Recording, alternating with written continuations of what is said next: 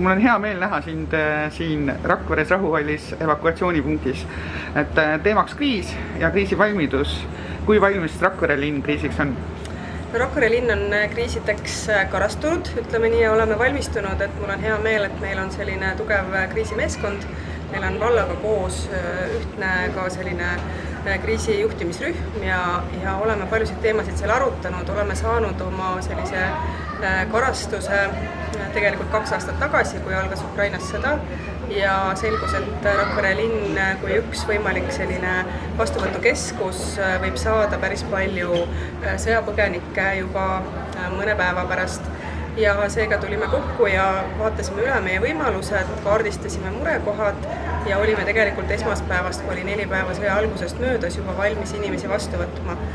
Tookord läks nii, et me kedagi ei pidanud reaalselt evakueerima selles suhtes, et inimesed ei jäänud Rakvere spordikeskusesse majutuma.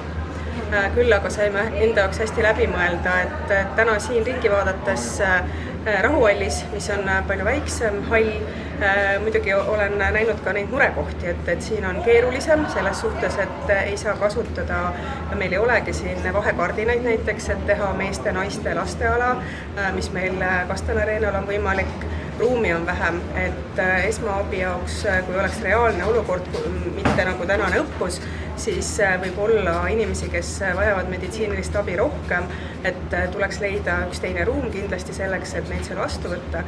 Nii et kindlasti on ka siin selle õppuse käigus palju kohti, kust meie saame selle teadmise kaasa võtta reaalse olukorra tarvis.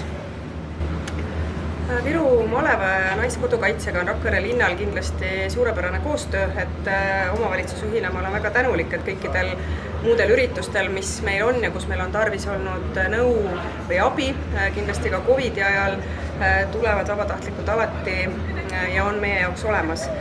Et mis minu sõnum võib-olla kindlasti on see, et väga oluline on selline harjutamine ja see nõuab ka palju pingutusi, ressursse.